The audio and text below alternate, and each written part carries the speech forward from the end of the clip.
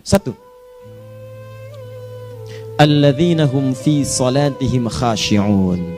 Syarat pertama, kalau ingin mendapatkan surga Firdaus tadi dan kebahagiaannya diturunkan ke bumi, dibawa sampai mati, masuk ke alam kubur lebih bahagia lagi, maka amalan pertama untuk melatih menguatkan iman itu, coba berlatih untuk menunaikan sholat dengan khusyuk. Kalau Anda kerjakan benar sholat ini, maka apa yang Anda dapatkan? Teman-teman ingat betul, saya mau tanya sebentar. Keabadian yang abadi disebut dengan sa'id. Kalau kita ingin turunkan ke dunia percikannya kita dapatkan, usahanya disebut dengan apa? Masih ingat? Aflah itu kalau didapatkan, kata dasarnya apa tadi? Falahun. Lihat baik-baik. Kata Allah dalam Al-Quran tadi, kalau ingin mendapatkan falahun, amalan pertama sholat. Makanya ketika dipanggil sholat, kalimat falah dilekatkan pada panggilan sholat. 5 kali diingatkan. Begitu muadzin kemudian azan memanggil Anda, hayya 'alas shalah. Anda bertanya, ya Allah kenapa kami mesti sholat? Dijawab, hayya 'alal falah. Yuk, pagi yuk. Yang sejati datang sini. Belum dapat sujud, belum dapat ruku, saya berikan. Makanya ketika orang sholatnya benar, dia akan mendapatkan 5 keutamaan. Saat di dunia nih, belum ke akhirat, 5 keutamaan yang tidak diberikan pada orang yang tidak sholat. Atau orang sholat tapi sholatnya nggak khusyuk. Sebab syarat mendapatkannya khusyuk. Alladzina hum fi sholatihim khasyi'un. Bukan alladzina hum fi sholatihim saja, tapi ada kalimat khasyi'un. Artinya yang tidak khusyuk saja nggak akan dapat, apalagi yang nggak sholat. Apa yang 5 ini? Lihat baik-baik. 1, orang yang sholatnya benar, pertama kali sebelum mendapatkan kebahagiaan hakiki dari Allah Subhanahu wa Ta'ala, akan dirubah dulu perilaku hidupnya menjadi perilaku yang lebih baik. Kalau orang itu sholatnya benar, maka sholat itu akan melatih dia untuk berubah, bertransformasi jadi orang baik. Itu ada di Quran surah ke-29 ayat ke-45. Innas sholata tanha anil fahsya'i wal munkar. Sumber keburukan cuma 2, kalau bukan fahsya itu munkar. Maaf, pornografi, porno aksi, LGBT, kata-kata jorok, kotor itu fahsya. Di orang sholat kata Allah, mustahil berkata-kata kotor. Orang sholat tidak akan pernah mencela. Orang sholat tidak punya kata-kata jorok. Jadi kalau ada sekarang orang yang sholat senang mencela orang lain, itu berarti ada masalah dalam sholatnya. Dan dia belum dijamin sebagai ahli surga terbaik. Dan hidupnya nggak bahagia. Nggak bahagia. Aneh nih. Sholat tapi senang celah orang. Aneh. Aneh. Yang paling bahaya adalah menikmati celahannya. Itu yang paling aneh. Anda ngaji. Anda ikut taklim. Taklimnya sesuai Quran, taklimnya petunjuk sunnah. Anda sholat, Anda puasa, tapi Anda masih senang mencela orang lain dan menikmati celahan itu. Kalau nggak mencela, kayaknya nggak komplit kehidupan. Maka ada yang salah dengan ibadah Anda. Ada yang keliru. Karena mustahil taat bertemu dengan maksiat, itu mustahil. Mungkar, keburukan yang diingkari oleh hati, sumbernya nafsu perut dengan akal. Bohong, mencuri, menipu, membunuh, merampok, membegal, mabuk dan sebagainya. Itu namanya mungkar. Orang sholat gak mungkin mengerjakan mungkar. Jadi kalau sholat kita benar, cukuplah Anda sholat, maka Anda akan jadi orang baik. Makanya kata Nabi, Anda punya anak dari kecil ajarin sholat. Sholat, kalau naik jadi balik, kerjakan terus. Kasih pelajaran membuat dia mengerti. Kalau masih susah, berikan pelajaran. Ini sering diterjemahkan dengan memukul. Mukul di Arab beda dengan konteks mukul sekarang. Mukul di Arab tuh ngasih pelajaran supaya ngerti. Anda bisa terjemahkan dengan konteks lain. Uang jajannya tahan, yang kesukaannya simpan dulu. Bisa dengan konteks kekinian, tapi poinnya, kenapa anak Anda dari kecil ajarin sholat, sampai kenalkan dengan masjid, ajari 3 tahun bawa ke masjid, kenalkan dengan masjid, gak ada masalah lari-lari itu sebelum waktu sholat. Kenalkan dulu. Dulu orang-orang tuh begitu, sebelum waktunya dikenalkan, jalan, begitu lari, biarin dulu. Setelah itu diberi pengertian, nah ini bukan tempat berlari, yang berlari di sana nanti, yang di sini nanti akan ada orang-orang baik semuanya. Terus Anda lihat berbaris, baris rapi. Kalau pengen baik ikutan baris nanti. Terus nanti ada yang mimpin di depan, namanya imam. Imam itu siapa ya? Tetangga kita bukan yang Pak Imam, bukan. Bukan. Kalau tetangga kita namanya Imam S. Arifin. Kalau yang ini imam sholat namanya. Imam sholat itu nanti akan pimpin menyembah Allah. Allah siapa ya? Allah itulah yang memberikan ayah rizki. Allah itu yang memberikan ayah rizki sehingga bisa beli tobot buat kakak, beli robokar poli, ini yang poli, ini yang embers, ini yang heli, ini dulu kakak semuanya tuh yang kasih Allah. Nanti kalau kakak bagus bisa ikut rapi di sini, Allah akan senang, akan ditambah lagi oleh Allah. Oh begitu ya, datang begitu caranya. Ini bukannya waktu sholat belum dikenalin tadi bawanya main-main di masjid. Bahkan ada yang agak repot lagi, di rumahnya susah diatur, dibilang, kamu ini susah diatur, main sana ke masjid, disuruh main, ya main di masjid. Yang salah bukan anaknya, orang tuanya. Apa rahasianya anak itu disuruh ke masjid, suruh sholat? Rahasianya, begitu anak itu sholat dengan baik, maka dia akan tumbuh jadi anak baik di kemudian hari. Itu maksudnya. Nah, sekarang saya agak bingung ini, pendidikan TK sekarang salah sih? Enggak, cuma saya agak bingung mikirnya. Ini anak belum diajarin sholat, udah diajarin manasik. Itu bagaimana cara berpikirnya Ferguson?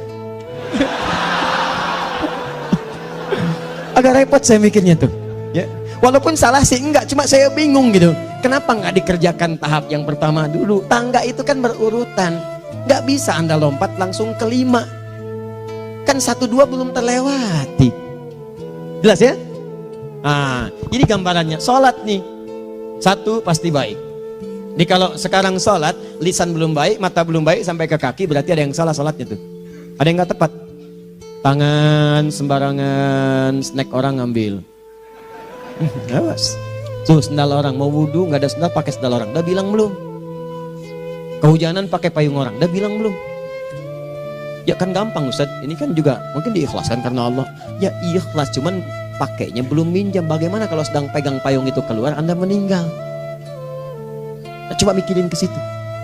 Coba ke kantor. Kalau didorong proyek yang nggak jelas, minta tanda tangan, pikirin dulu bagaimana kalau meninggal. Kemarin saya sama teman-teman artis saya katakan begini, Anda ya, kalau Anda mengaji dengan saya, jangan pernah menerima peran maksiat.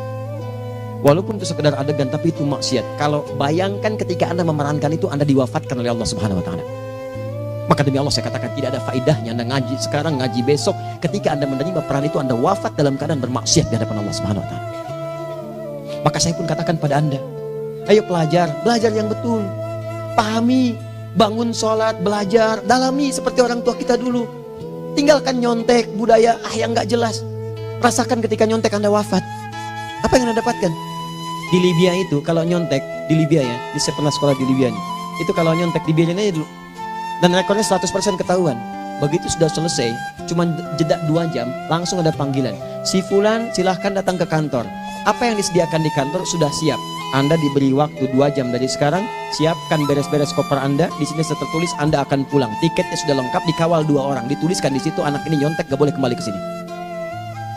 Libya. Gak ada, zero tolerance bagi yang seperti itu. Keluar. Kami gak terima di sini. Harusnya begitu. Gak ada faedahnya. Yang kita butuhkan amalan dari ilmu, bukan nilai-nilai itu sementara. Gak ada. Sudah. Nah ini akhirnya begini kualitasnya nih. Tertulis di ijazahnya bagus, cum laude, IPK-nya 4, tapi nggak ada aplikasinya. Yang pintar banyak, kita butuh yang baik, pintar yang baik. Sekarang yang pintar banyak, kepintarannya dipakai untuk nipu orang. Itu yang bahaya.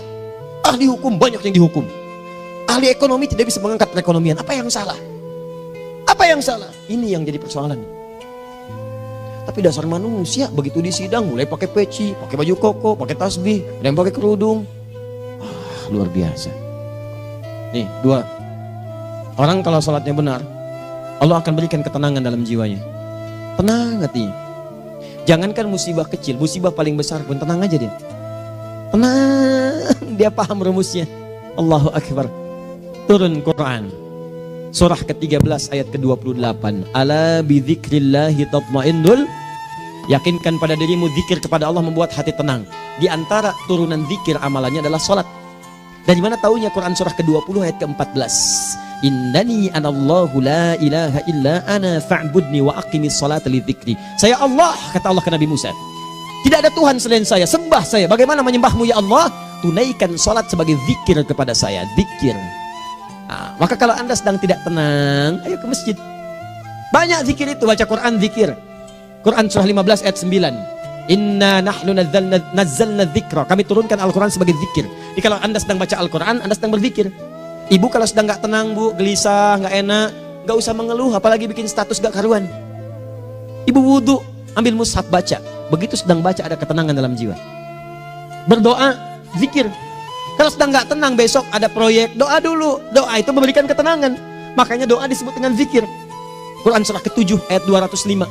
Wadhkur rabbaka fi nafsika tadarruan wa khifatan wa dunal jahri minal qaul. Ayo berzikir, minta kepada Allah dengan segenap jiwamu, mohon dengan penuh ketawaduan. nanti ketenangan diberikan.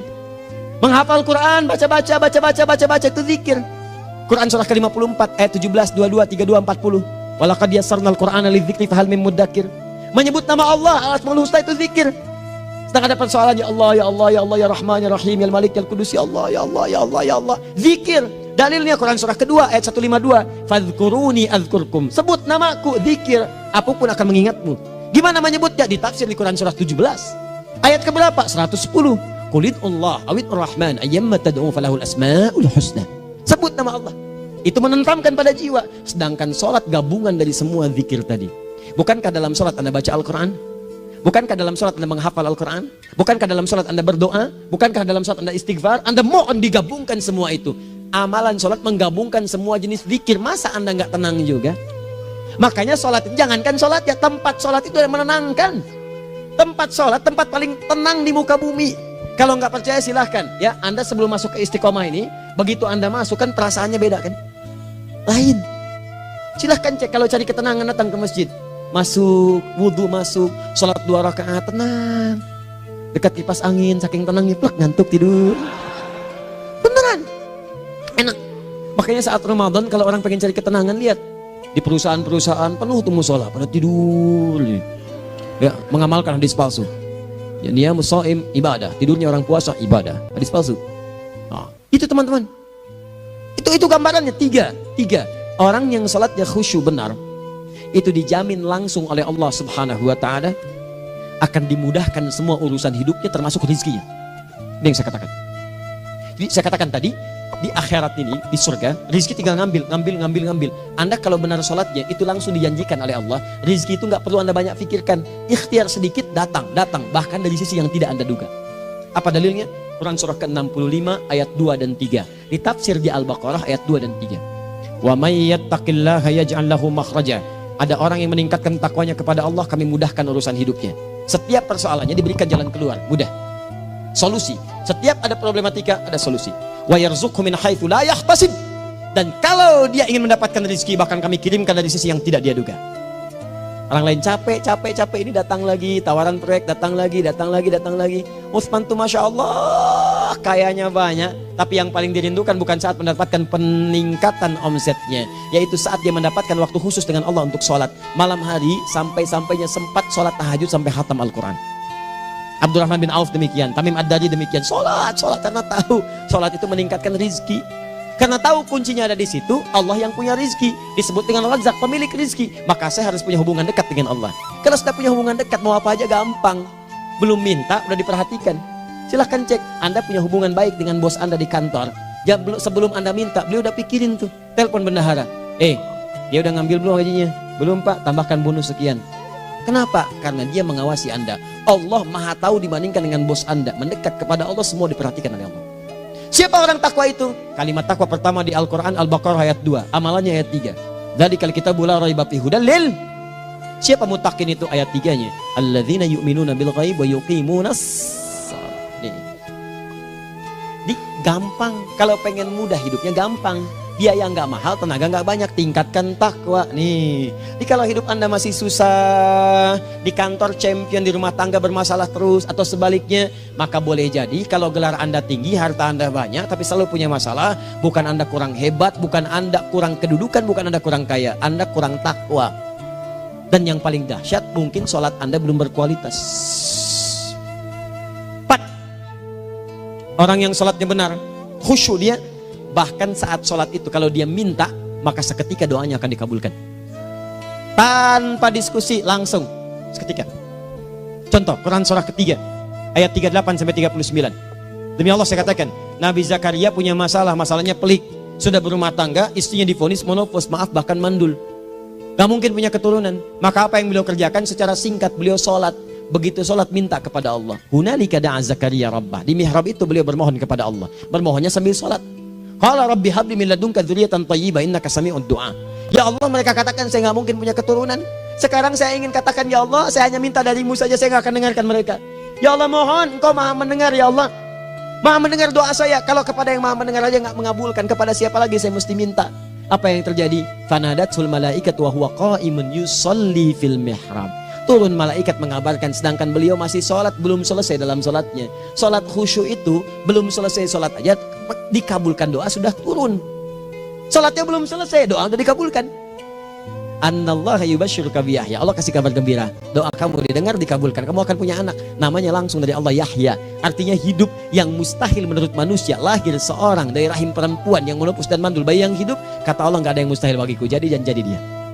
Berita baiknya, Nabi Zakaria sholat dikabulkan. Umat Nabi Muhammad sebelum sholat sudah ditunggu oleh Allah, mau minta apa aku kabulkan sekarang. Hadisnya qudsi, saya bacakan.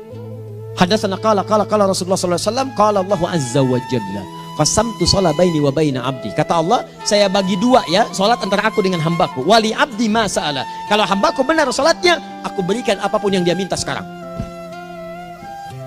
Idza qala al-abdu alhamdulillahi rabbil alamin. Bagian pertama, kalau hamba benar nih baca Al-Fatihahnya dari alhamdulillahi rabbil alamin, kalau Allah azza wa jalla dijawab oleh Allah, hamadani abdi, hambaku sedang memujiku. Wa idza qala ar-rahmanir rahim, jika hambaku berkata ar-rahmanir rahim, qala Allah azza wa jalla athna alayya abdi, hambaku sedang menyanjungku.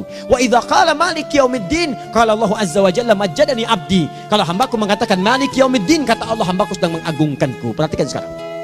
Wa idza qala al-'abdu iyyaka na'budu wa iyyaka nasta'in, jika hambaku berkata sekarang, ya Allah, kami sekarang ibadah, salat menyembahmu, dan kami sekarang sedang punya masalah, kami hanya minta tolong kepadamu ya Rabb. Apa jawabannya? Beda dengan sebelumnya. Kata Allah, hadza baini wa baina abdi, inilah perjanjian antara aku dengan hambaku. Wali abdi, kalau hambaku benar khusyuk salatnya sampai detik ini, baru sampai Al-Fatihah itu pun belum tuntas, baru sampai Al-Fatihah itu pun belum tuntas. Kalau benar bacaannya betul, salatnya dari takbir sampai dengan selesainya, sampai ayat itu iyyaka na'budu wa iyyaka nasta'in, kata Allah, masalah apapun yang dia minta sekarang aku akan kabulkan. Besok saya kasih rahasia yang di KBP, ada awal pembuka di awal sebelum Al-Fatihah yang kalau Anda benar bacanya itu pengantar kepada pengabulan doa di Al-Fatihah. Apa itu? Besok. 5. Yang kelima ini yang paling diharapkan, dan ini penutup dalam kajian kita malam ini. Teman-teman sekalian, perhatikan baik-baik. Jika Anda benar mengerjakannya, maka Allah akan jamin langsung Anda akan mendapatkan kesuksesan dan kebahagiaan di semua aktivitas Anda. Kalau jadi suami, suami yang sukses, rumah tangga yang bahagia. Kalau jadi pegawai, pegawai yang sukses, dan di kantor bahagia. Masih ingat? Kesuksesan yang menghadirkan kebahagiaan, konteksnya dunia disebut dengan falah, dipegang disebut dengan aflah. Dikembalikan lagi ke atas, ke surah ke-23 ayat 1 dan 2. Qad aflahal mu'minun. Apa amalannya? Alladzina hum fi salatihim khashi'un. Persoalannya, kalau Anda salat belum mendapatkan satu di antara 5 ini, apa masalahnya? Pertama masalahnya, kata Al-Quran, boleh jadi yang sholat itu belum khusyuk. Apa itu khusyuk? 2 maknanya, dan saya tutup di sini. Apa yang 2 itu? 1, kebanyakan orang sholat masih membawa dunia dalam sholatnya. Makanya kalau pengen khusyuk, kata Allah, maka Anda rasakan akan bertemu Allah. Rumusnya Quran surah kedua ayat 45-46. Rasakan secara singkat, mungkin itu sholat terakhir yang Anda akan kerjakan dalam kehidupan. Mungkin di sholat itu Anda wafat. Kata Allah, alladzina yadhunnuna annahum mulaqu rabbihim. Orang khusyuk itu sudah kelihatan dari sebelum sholat, dia sudah merasa persiapan menghadap Allah. Persiapan ke manusia aja, dia sudah siap-siap, mandi dulu, ganti pakaian, pakai parfum, macam-macam dan sebagainya, hanya memenuhi undangan manusia. Allah mengundang Anda 5 kali dalam sehari. Ya maaf, mengabulkan doa Anda, mencukupkan kebutuhan, menyembuhkan kalau sakit, disiapkan Anda. Harusnya apa? Penampilan sempurna. Kata Quran, orang khusyuk itu kelihatan sebelum sholat, pakaiannya kelihatan. Quran surah 7 ayat 31, ya bani Adam khudhu zinatakum inda kulli masjid. Hai anak cucu Adam, kalau tiba panggilan dari masjid, kenakan pakaian terbaikmu. Di anak cucu Adam tuh kelihatan. Kalau orang khusyuk, begitu adzan kelihatan pakaiannya lain. Pakaiannya indah. Khudhu zinatakum, kenakan pakaian terbaikmu. Dipakai, bertemu Allah. Bertemu manusia aja pakaian bagus-bagus. Ini aneh ya, ada orang salah ibadah aja. Orang salah ibadah pakaiannya bagus-bagus. Lihat nih hari-hari tertentu, besok tuh orang mau ke tempat masing-masing tuh. Ada yang pakai jas, pakai dasi, pakai batik, pakai kebaya. Anaknya dibawa, dikuncir 2, bawa manisan macam-macam. Mau salah ibadah aja, tampilan bagus. Masa antum yang benar ibadahnya nggak bagus?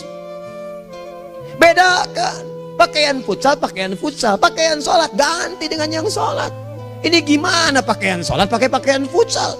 Depannya gambar Messi, belakang Ronaldo. Ronaldo, repot. Malaikatnya juga bilang, kamu salah baju, harusnya Luka Modric.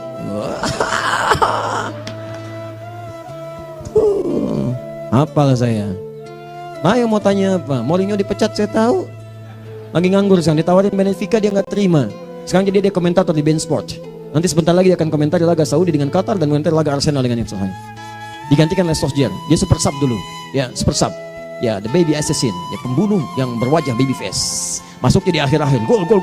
Sekarang melatih dia 5 kali kemenangan, belum kalah sama sekali. Saya hafal itu. Tapi masih di urutan ke-6, tapi jaraknya ke yang keempat itu tinggal 3 poin lagi. Hafal saya. Liverpool tahu cuma 4 poin sekarang bedanya, kemarin 7 kalah 2-1 sama Manchester City. Walaupun banyak analisis yang menyebutkan mungkin itu diberikan saja gitu kan, karena ada yang lain-lain. Hafal kedua Manchester City. Hafal saya. Ayo mau tanya apa lagi? Tottenham Hotspur ke bawahnya, ada Chelsea, ada Arsenal, baru kemudian Manchester United. Liga Italia, wah udah gak kekejar Juventus. Ya, apa lagi? Dan seterusnya lah. Gak ada ujungnya bahas yang begituan. Jelas ya? Maksud saya, Anda tanya itu saya jawab. Tapi tidak menghilangkan ibadah kita yang lain. Dan apa ruginya? Ya tahajud lah. Apa yang bisa dikerjakan besok, lihat besok. Ya kan tahajud kan bisa besok. Ada orang tahajud jam 10 pagi? Gak ada. Lebih baik Anda kerjakan malam tahajud. Yang tidak bisa dilihat malam bisa dilihat besok. Cara berpikirnya bagaimana kalau besok meninggal? Gak kesampaian teman-teman sekalian. Gak kesampaian. Nah maka dari itu, Anda kalau mau ada panggilan sholat, siap-siap baju yang bagus. Itu sempurnakan. Anda panggilan orang mandi, panggilan Allah, buka Quran surah 5 ayat 6, sempurnakan wudu. Ya ayyuhalladzina amanu idza qumtum ila shalah faghsilu wujuhakum, wudu yang baik. Berpakaian yang rapi. Kenapa? Karena boleh jadi saat dipanggil Anda wafat saat itu. Maka wafat Anda dalam keadaan yang suci, dengan keadaan tobat, dengan pakaian terindah pada saat itu. Yang kedua, maaf, orang-orang kurang khusyuk itu saya tutup. Yang kedua itu karena kebanyakan orang sholat tidak paham, tidak mengerti apa yang dibaca dan dilakukan dalam sholatnya. Jujur pada diri sendiri, jawab pada diri Anda. Sampai sekarang Anda sholat, berapa persen bacaan sholat yang Anda pahami? Jangan-jangan selama ini Anda sholat ribuan kali sujud, ribuan kali ruku, gak ada yang paham yang dibaca. Sekian persen yang paham, bagaimana sholat Anda bisa khusyuk? Pekerjaan Anda dipahami, urusan akhirat Anda gak dipahami. Di mana cara berpikirnya? Aku yang bagaimana atau engkau yang harus bagaimana? Ya, coba berubah. Nah ini baru satu amalan, belum yang lainnya. Ada 5 amalan lagi yang kalau kita bisa turunkan itu, selain sholat yang khusyuk, maka jaminan tadi akan datang. Baru sholat khusyuk aja 5 datang, apalagi ditambah dengan 5 amalan lainnya lagi. Demi Allah saya katakan, dunia kecil sekali, gak ada nilainya. Akhirat aja enak, nikmat.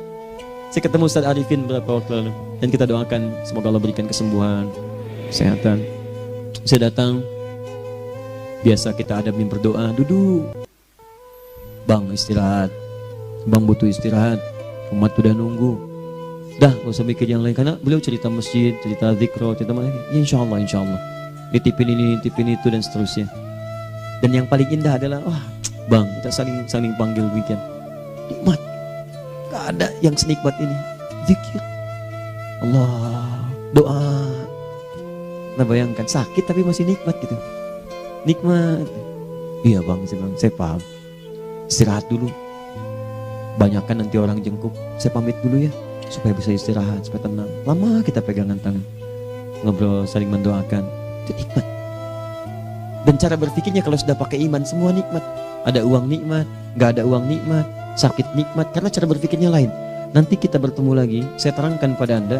Dan saya contohkan satu kisah. Bahkan ketika ada orang yang diuji Allah dengan ujian yang sangat luar biasa, yang menurut sementara orang itu ujian sangat luar biasa menggetarkan jiwanya dan susah untuk bertahan, tapi orang ini nikmat saja menjalaninya. Nikmat. Ada yang di rumah tangga, ada yang di macam-macam. Contohnya banyak. Satu contoh saya berikan di malam ini. Sekali suami istri, wah luar biasa. Istrinya itu cerewetnya Pak, bukan cuma cerewet, ngeselin bagi suaminya. Maaf Bu ya, bukan ibu maksudnya. Jadi semua yang dikerjakan suami salah. Pengen mangga, ayah kalau kita sekarang dibeli mangga. Kenapa mangga yang ini? Saya pengennya mangga yang lain. Belikan mangga. Kenapa beli mangga aja? Jeruknya mana? Jeruk. Semua. Pokoknya semua yang kerjakan suami salah. Tapi suami tidak pernah mengeluh. Ini kerjakan, itu kerjakan. Satu kali, perhatikan cara memandangnya. Ketika iman sudah masuk ke dalam jiwa. Kata temannya, akhi, istri kamu ini begini, nyusahin kamu. Kenapa kamu gak cari yang lain? Kan gampang ada syariat. Udah pisahin aja, cari yang lain. Kamu tenang ibadah. Apa jawabannya? Hey, Allah sudah turunkan surga ke saya lewat dia. Kenapa kamu meminta saya untuk menjauhinya dan meninggalkan surga saya? Di cara melihat dia, bukankah ketika ada berbagai keluhan saya sabar? Bukankah sabar mendekatkan saya ke surga? Allah kirimkan tipikal istri seperti ini supaya mendekatkan saya ke surga. Dengan itu kan saya banyak pahala. Saya sabar, pahala banyak. Sudah Allah berikan pahala kepada saya. Kamu malah nyuruh saya untuk berpisah dengan pahala itu. Perhatikan cara berpikirnya, indah. Kalau rumah tangga seperti ini semuanya enak gitu. Suaminya biasa-biasa, istrinya cantik, luar biasa. Begitu berdandan kelihatan kata suaminya, Masya Allah, wajahnya tak berpaling, mata tak berkedip. Kata istrinya, ya zauji madhabik, sayang kamu kenapa? Wallahi syakiran lillah bihadari. Demi Allah, aku bersyukur mendapatkan istri secantik kamu. Kata istrinya, nahnu fil jannah zauji, kita berdua di surga. Kata suaminya, kok bisa begitu jawabanmu? Iya, kamu bersyukur dengan keadaanku, aku bersabar dengan keadaanmu. Catat. Bukankah orang syukur dan sabar di surga? Tuh lihat, canda-canda orang-orang soleh itu begitu. Nikmat ketawa walaupun nyelekit di hati. Cuman bawaannya enak gitu. Nah, nanti itu ada tuh, nanti saya turunin tuh. Yang di rumah tangga, yang ini, yang itu nanti. Kapan? Pertemuan berikutnya.